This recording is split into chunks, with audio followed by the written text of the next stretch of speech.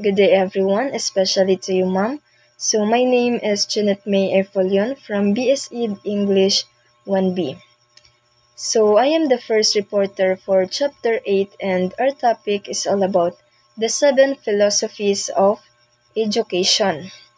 But before ta mag-proceed or go deeper into this topic is ato asang i-identify ang ato ang objective.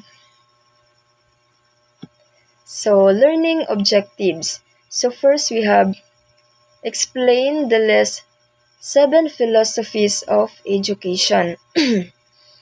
Second is formulate individual philosophy of education. So, hoping that at the end of our discussion is makalearn mo, it's because this topic is very crucial jud, especially to us nga mga future educator or teacher someday. So let's proceed to the next slide. So, what does it mean di ay ug moingon ta og philosophy of education? So, philosophy of education is a set of beliefs and guiding principles for teachers.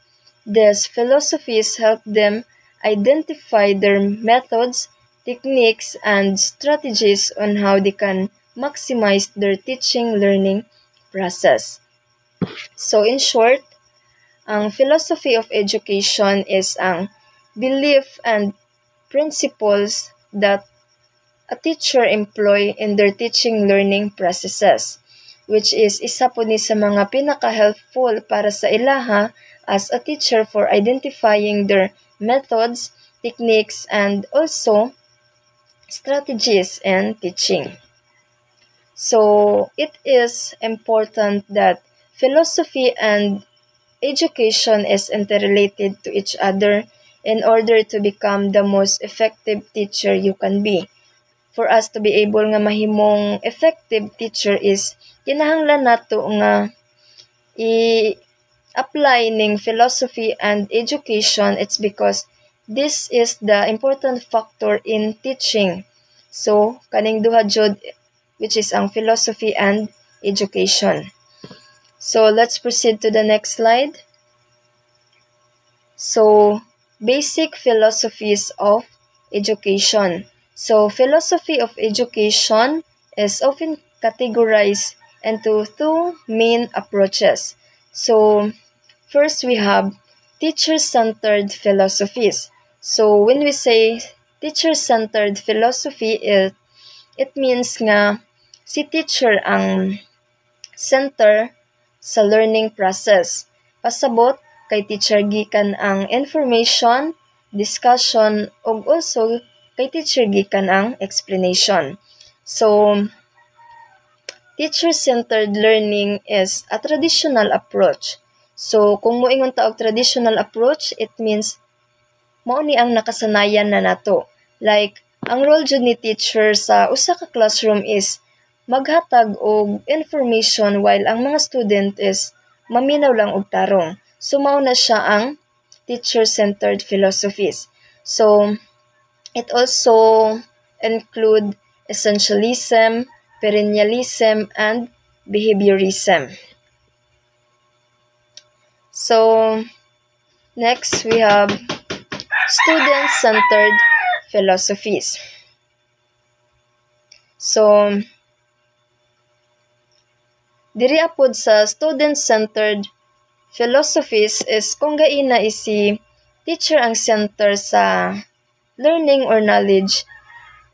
Diri sa student-centered philosophies is si student na pod ang center sa knowledge. Pasabot na ay freedom ang mga student nga mag-express sa ilahang thoughts and ideas o naa na pod collaboration, like si student is makashare na kay teacher og si teacher is makashare na pod sa iyahang mga students. So, student-centered learning is also a progressive approach, which means naka-focus jud siya kay student, like gina-encourage sila nga i-reflect ang ilahang own learning, follow their own question, and also encourage collaboration with peers and also sa teachers. So, it also includes constructivism, progressivism, and existentialism. So, in the following slides is ato lang ni sila madiscuss nga mga philosophies of education. So, now, let's proceed to the first philosophy of education, which is the constructivism. So, the formalization of constructivism is generally attributed to Jean Piaget, 1896 to 1980. So, people construct their own understanding and knowledge of the world. So, based pa sa theory of cognitive development by Jean Piaget also, it includes schema, assimilation, and accommodation. So, when we say schema, ang bata is maka-create og meaning from their experience. So, makonect nato ning people construct their own understanding and knowledge of the world diri as a schema. So, like for example is, nakakita siya og iro for the first time. So, ang bata is naka-create og new schema og unsa jud ang iro, like naay upat ka tiil og isa ka ikog. So, mao to ang na-create nga schema sa bata. So, next is assimilation. So, diri is new experience na pod sa bata. So, kung ang bata is nakakita na pod og iro, but this time is gamay nga iro. So, maka-create na pod siya og new schema nga ang iro is dili lang di ay ingon nga dagko tanan, but naa po di ay gamay. So, diri sa assimilation is naka-create na pod siya og new schema, which is ang iro is dili lang di ay ingon nga dako, but naa po di ay gamay.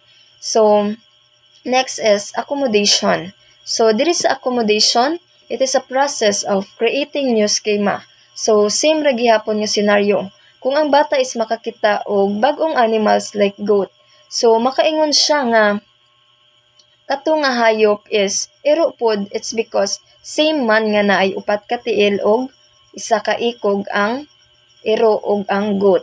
But in reality is lahi jud sila, lahi jud ang iro og goat.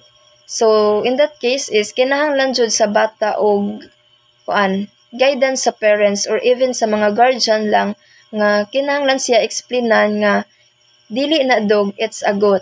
So, in that case, ang bata pod is maka-create og new schema or maka-create na pod siya og new schema nga pag naay upat ka tiil og isa ka ikog is dili lang day ingon nga iro tanan, but naa pod ay uban nga animals nga the same gyapon og features sa iro, but lahi siya sa in that specific animal nga iyahang ginamin. So, now let's proceed to the why teach. So, to develop intrinsically motivated and independent learners equipped with learning skills. So, natay two important words diri sa why teach, which is ang intrinsically motivated and independent learners. So, nganong need man nga ang student sa constructivist classroom is intrinsically motivated? It's because intrinsic motivation is grabe jud ka essential. Kay no matter how a teacher is, kung ang student is motivated jud to learn, so there is learning nga mahitabo. But if a person is not intrinsically motivated to learn, bisan paman o kaning bisan paman o tudluan nimo na siya, is wala gyapon learning nga mahitabo. It's because ang student or ang bata is not intrinsically motivated to learn or dili siya motivated nga magtuon. So, at the same time also is independent learners. So, independent learners, which is a person or student can learn without the guidance from others. So, diri sa independent learners is makatuon daw ang bata independently without the help of others or dili na kinahanglan pa nga naay guidance sa iyang parents or even sa teacher. It's because independent learner siya sa iyang pagtuon. Next is what to teach. So students are taught how to learn. So it means nga, so diri sa what to teach means nga, it means nga ang student daw is wala ginatudluan sa kung unsa ang dapat nila tun-an, but ginatudluan sila on how they can learn from themselves. Like for example is maghatag ta og isa ka story sa mga students. Then after they read that certain story is naay guide question sa ubos. So in that way ang student is i-interpret niya to nga story based on their own experience and schema. So dinhi ana siya sa what to teach, which is dili directly tudluan ang bata sa kung unsa ang kinahanglan nila tun-an, but ginatudluan ang mga students or ang mga bata nga mag-learn for themselves. Next is how to teach. So teachers provide student with the data or experiences that allow them to hypothesize, predict, manipulate, pose question, research, and invent. So, for example is, sa isa ka classroom is nagpa-activity ang teacher. So, ang gihatag nga activity ni teacher is about problem solving, which is kinahanglan i-identify sa mga student kung kinsa ang suspect ato nga situation. And by that, ang student is maka-hypothesize, predict, manipulate, pose question, research, and invent kung kinsa jud ang suspect dito sa gihatag nga situation sa ilahang teacher. I also have here an example of constructivism. So as you can see in the picture, so constructivism, constructing meaning. So as you can see is, si teacher is gatanaw lang siya or nag-observe lang siya or mahimo lang siyang facilitator rather sa iyang mga students, while ang iyang mga student is naga-construct og knowledge or naga-share og ideas, information nga based lang pod sa ilahang experiences and schema. That's all for my report, ma'am. Thank you. And now I am giving the floor to the next reporter.